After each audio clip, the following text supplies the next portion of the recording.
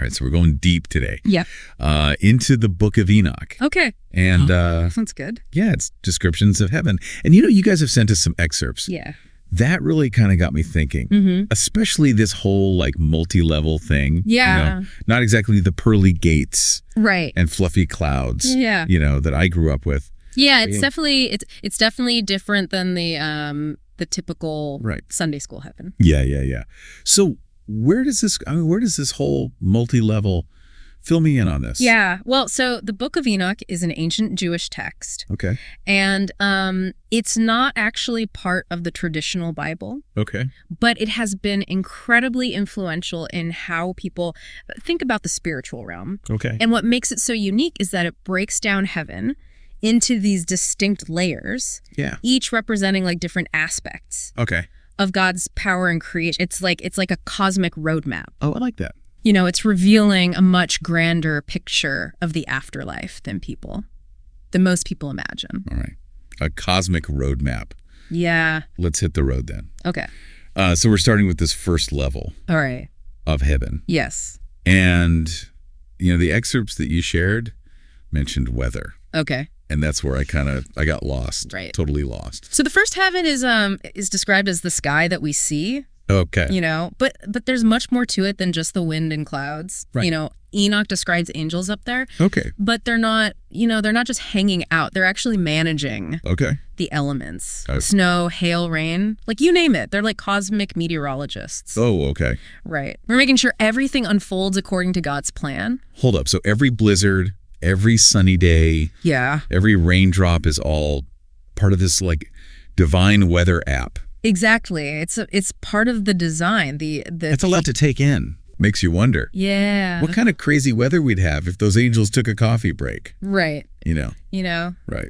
It really is it makes you appreciate the complexity of creation. Right. Yeah. Even on that very basic level. Yeah. Of just the elements. Yeah. Okay. That's making my brain do backflips. But in a good way. Good. So first level of heaven. Okay. All about divine order in nature. Yes. What's waiting for us when we ascend to level 2? So the second heaven is it's a bit of a turn. Okay. And it's not all sunshine and rainbows anymore. Oh boy. The second heaven is described as this bleak and desolate place, shrouded in darkness. It's where the fallen angels, also known as the Watchers, are imprisoned. Okay, wait. Back up. Watchers. Yeah. Who are these guys? Okay. And why are they getting locked up in cosmic solitary confinement? So the Watchers are these angels who rebelled against God, straight up mutiny in the heavenly ranks. Right. The Book of Enoch says they abandoned their duties and basically went rogue, doing all sorts of things they weren't supposed to, which ultimately led to their downfall. Think of it like, the ultimate consequence for breaking the cosmic rules. So the second heaven is basically angel jail. Yeah, you could say that. Sounds like a serious timeout corner for some celestial bad behavior. What did they do that was so bad? Well, the specific details of their rebellion are open to interpretation. Which is actually one of the things that makes the Book of Enoch so fascinating. Some scholars believe that they, messed with humanity in ways they shouldn't have. Sharing forbidden knowledge, or even get this interbreeding with humans. Ooh. Talk about blurring the lines. Yeah, that's some next level stuff. Yeah, between heaven and earth. So level 2 is all about divine justice. It is. Showing us that even angels aren't above the law. Right.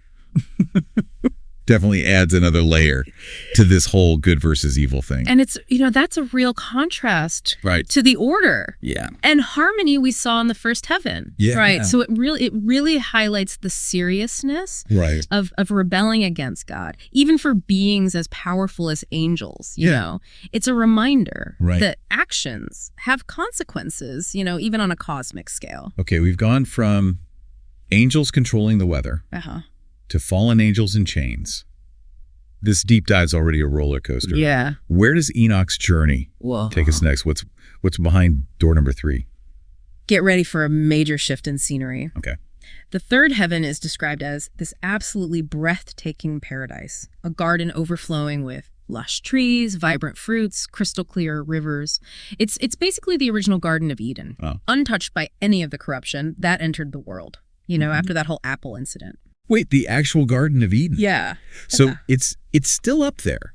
It is. In the third heaven, like some celestial nature preserve. Exactly. That's what I call prime real estate. The Book of Enoch paints this vivid picture of it, still pristine and perfect, just as God created it. Yeah. It's the ultimate reward for the righteous. Okay. A place where they can experience a taste of true paradise. Okay, now you're talking. Yeah. This is the kind of heaven people dream about. Yeah. Place of pure joy and beauty. Sign me up. Yeah.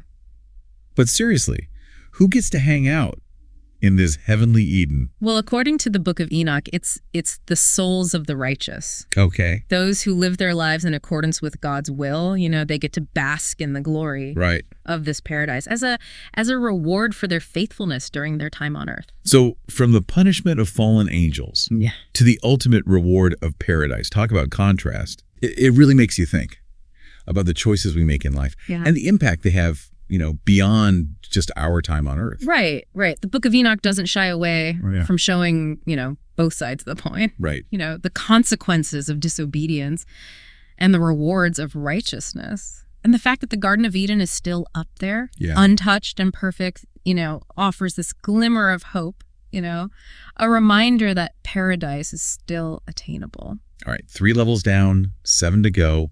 This cosmic roadmap is full of surprises. What does level 4 have in store for us? In the 4th heaven, Enoch's journey takes him to a place that's both awe-inspiring and incredibly precise. Imagine a realm where the celestial bodies, the sun, the moon, stars, the whole cosmic gang are all moving in perfect order. Okay, so it's like a giant celestial clock. Yeah, like a clockwork.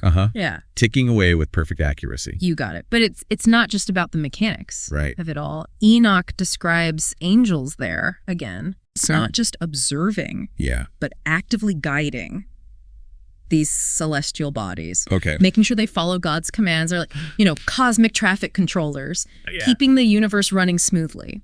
So every sunrise, every lunar eclipse, every twinkling star is all part of this divine choreography. Yeah. That's mind-blowing. It is. And what's so fascinating is that, this level echoes that theme of divine order that we saw in the first heaven with the weather. It suggests that God's hand is at work, not just in the everyday details of our lives, but also in the grand scheme of the universe. Talk about attention to detail. Yeah, it's amazing how each level reveals another facet of God's character and creation. First, it's about his control over nature, then his justice, then his mercy and the promise of paradise. Right. And now we're seeing this incredibly intricate cosmic order. It's like a giant puzzle, and each level gives us another piece to fit in. That's a great analogy. And it's important to remember that we're seeing all of this through Enoch's eyes. Right. He's our guide on this journey. Yeah. And his observations and experiences reveal not just the structure of heaven, but also the nature of God himself. Okay, I'm hooked. What awaits us? On the 5th level of heaven, does this theme of cosmic order continue, or are we in for another surprise? Well, buckle up, because the 5th heaven takes another unexpected turn. It's a place that's steeped in sorrow and regret. Oh, wow. A stark contrast to the beauty and order we've seen so far. Another shift in gears. This cosmic roadmap is full of twists and turns. Who's hanging out in this somber place? So here we encounter another group of fallen angels. Okay. But these aren't the rebellious watchers we met in the 2nd heaven. Okay. These angels didn't actively rebel against God. Right. Instead, they failed to fulfill their purpose. Okay. They didn't step up and do what they were created to do. So it's not about outright disobedience. Right. But more about inaction. Yeah. Like they were given a divine to-do list and just never got around to it. You could say that. Right. They didn't choose evil. Okay. But they didn't fully embrace their calling either. Right. And according to the Book of Enoch, this inaction has serious consequences. So what happens to these angels who failed to launch? What makes this level so full of sorrow and regret? Well, they're fully aware of their failings, and that realization weighs heavily on them. Imagine, living with the constant knowledge that you could have done more, that you missed your chance to fulfill your purpose. That's the kind of torment these angels experience. Oh man, that's a heavy burden to carry. Yeah. Like the ultimate what if scenario. Right. But on a cosmic scale, does the Book of Enoch give any specific examples of what these angels should have done? That's where things get really interesting. Okay. Yeah. The Book of Enoch is full of, symbolism and allegory. So it's really up to us to interpret the deeper meaning behind these descriptions. Some scholars believe these angels represent missed opportunities for humanity as a whole. The good that we could have accomplished but failed to achieve. That's a thought-provoking take. It's not just about individual angels messing up, but maybe a reflection of our collective potential for good. Exactly. That we haven't fully realized. It makes you think of the impact we could have if we all stepped up and embraced our own unique purpose. Right. Whatever that may be. Exactly. The Book of Enoch isn't just about angels and far-off realms. Right. It's a mirror reflecting back at us, challenging us to examine our own lives, our choices, and the impact we're having on the world around us. Okay, 5 levels down. Yeah. And my mind is officially blown. Good. We've encountered angelic weathermen, fallen angels in chains, a pristine Garden of Eden, a celestial clockwork universe, and now angels grappling with the weight of missed opportunities. Right. This deep dive is definitely exceeding expectations. Good. What awaits us. On the 6th level, are we going to meet more angels or is there something else entirely waiting for us? The 6th level is where things get really intense. Okay. And we're definitely going to encounter more angels. Okay. But these aren't, your average celestial beings. Okay. These are the big leagues. Right. These are the angels who oversee the entire cosmos, making sure God's will is carried out throughout creation. So it's like mission control. Yeah. For the universe. You could say that. Right. Yeah. We're moving up. Yeah. The chain of command here. These angels have a much broader scope than the ones that we've encountered so far. Right. Yeah. They're not just managing specific elements or celestial bodies. Right. They're ensuring that the whole universe operates according to God's grand design. Right. Yeah. Talk about a high pressure job. No kidding. Right. It's hard enough keeping my own little world in order, let alone the entire cosmos. So what kind of tasks are these cosmic overseers responsible for? Yeah. Well, think of it, as upholding the cosmic balance. Okay. Yeah. They're the ones who ensure that good triumphs over evil. Right. That justice prevails. Yeah. And that creation continues to unfold according to God's plan.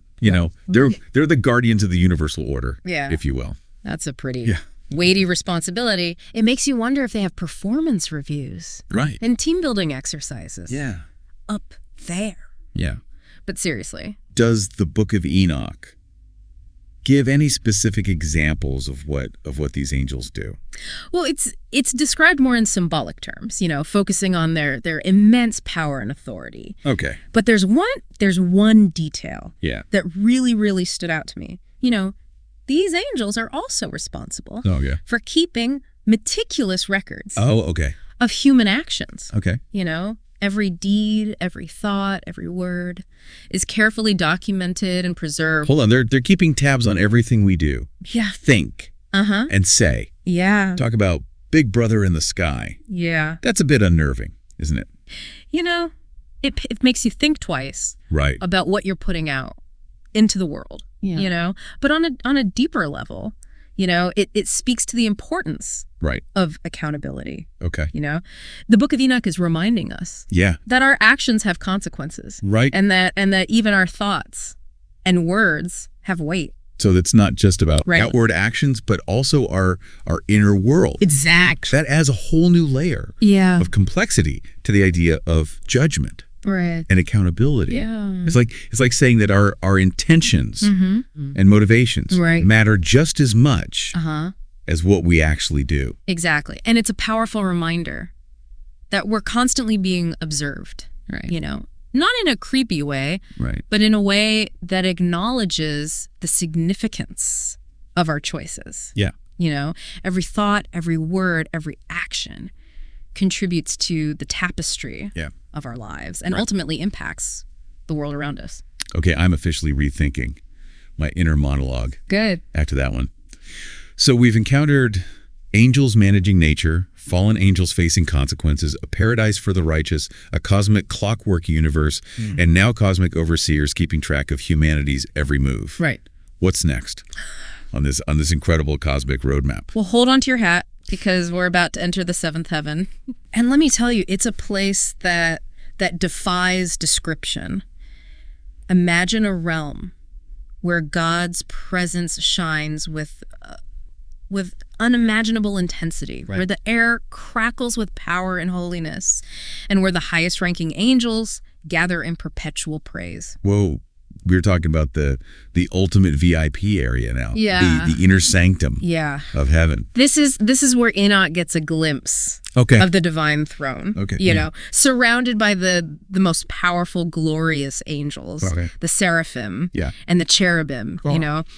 They're described as radiating light and singing ceaseless hymns of praise, their voices echoing throughout the seventh heaven. Oh, I'm trying to wrap my head around that. Yeah. But it's like trying to picture infinity. It is. It sounds absolutely overwhelming. Yeah. Does the Book of Enoch go into any detail about what God looks like or what it feels like to be in his presence? Well, it's more about conveying the experience. Okay.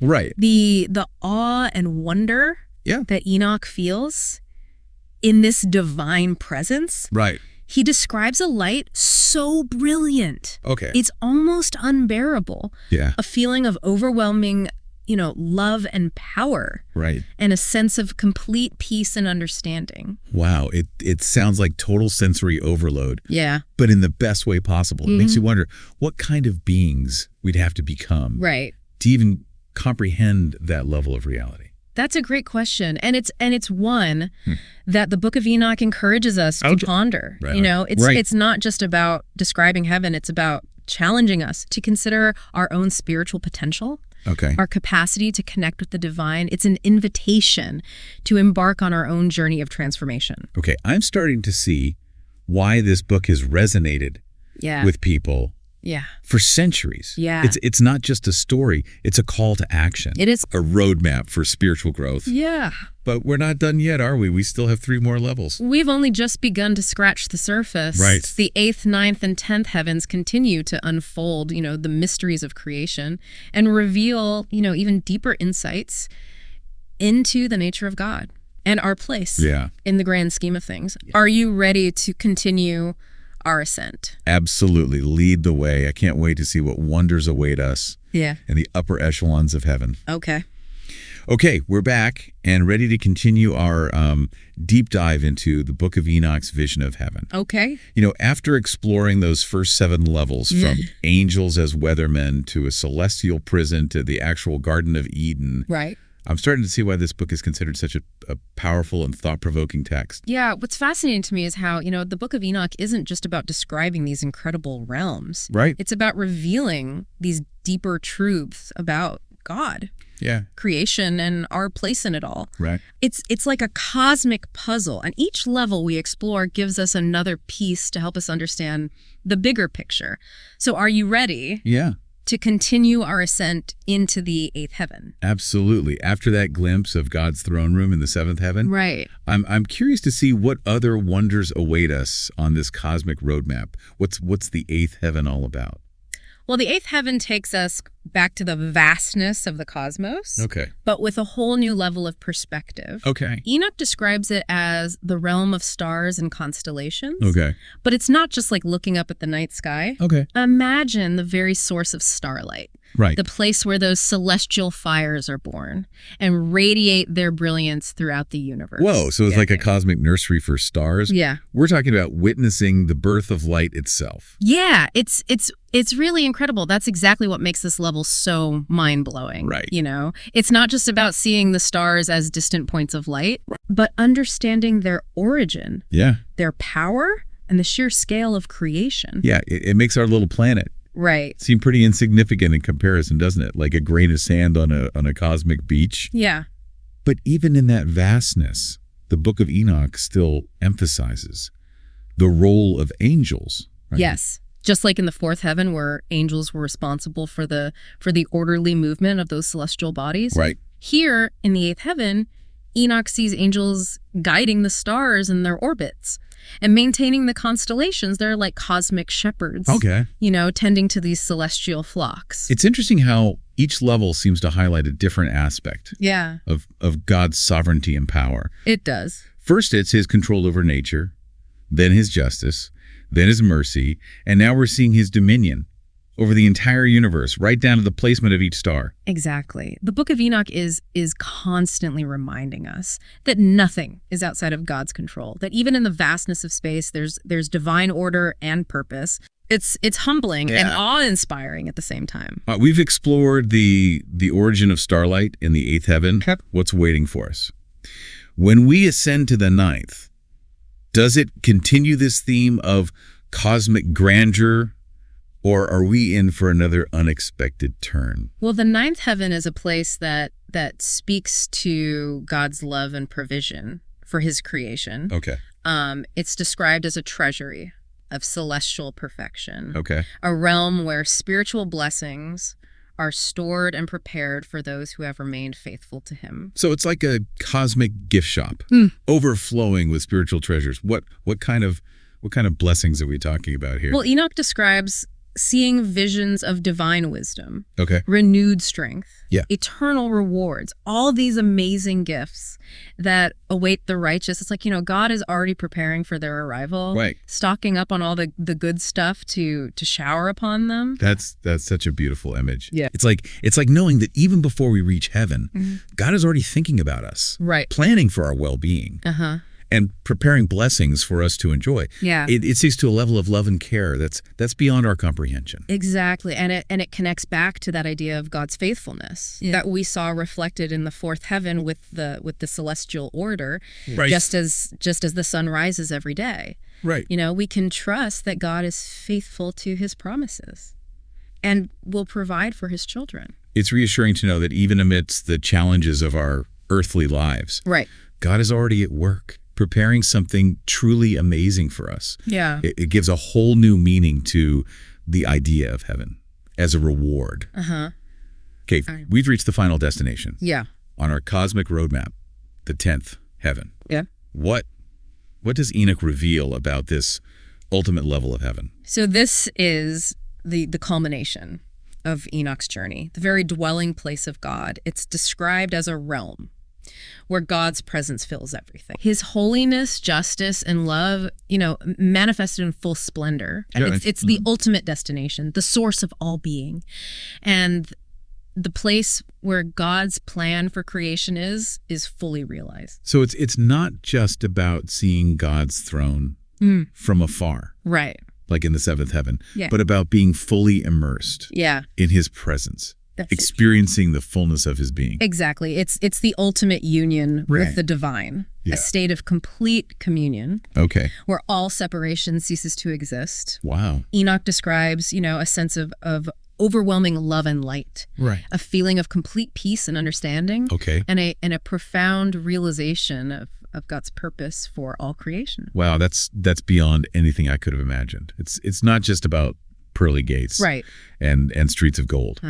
It's about experiencing the very essence of God, the source of all love and life. It's the ultimate homecoming. And what's incredible is that, you know, the Book of Enoch doesn't present this as something unattainable or out of reach, you know. Right. It's a destination, yes, but it's also a journey, a process of spiritual transformation that we can begin right here on earth. That's a powerful message. It's not just about waiting for heaven someday. It's about cultivating that connection with the divine in our everyday lives, making choices that align with God's will and striving to become more like him. Exactly. The Book of Enoch isn't just a glimpse into the afterlife. It's a guide for living a more, meaningful and fulfilling life right now. It's about recognizing the divine spark within ourselves and nurturing it so that we can shine, as brightly as those stars we saw in the eighth heaven. Okay, we've explored 10 levels of heaven, each more incredible than the last. From angels managing weather, to a celestial prison, to a cosmic control center, to the very dwelling place of God. This journey has been mind-blowing. But we're not quite done yet, are we? Right. We still need to unpack what all of this means for us.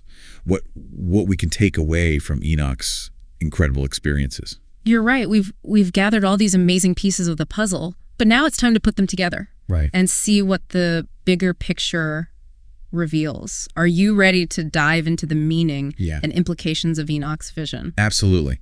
After all, what good is a cosmic roadmap if you don't know where it's leading you? Right. Wow, that was quite a journey through the heavens. Yeah. The Book of Enoch really paints a different picture of the afterlife than I ever imagined. We went from angels controlling the weather to fallen angels facing judgment. From a breathtaking Garden of Eden to a cosmic control center, and finally to the very presence of God. It's a lot to process. It certainly is. And that's the beauty of the Book of Enoch. It's not just a story. It's an invitation to explore the mysteries of creation, the nature of God, and our own spiritual potential. It's a roadmap for those seeking a deeper understanding of their place in the cosmos. One thing that really struck me is how the Book of Enoch interweaves the physical and spiritual realms. It's not just about escaping this world to go to a spiritual one. It's about recognizing the spiritual significance within the physical world we experience every day. Absolutely. We see this in the angels, managing natural elements. Right. The celestial bodies, moving in divine order. And even in the idea of spiritual blessings being stored in a heavenly treasury, it suggests that everything is interconnected, that the spiritual and physical realms aren't separate, but intertwined. So what does this all mean for us? How can we apply these insights from the Book of Enoch to our lives today?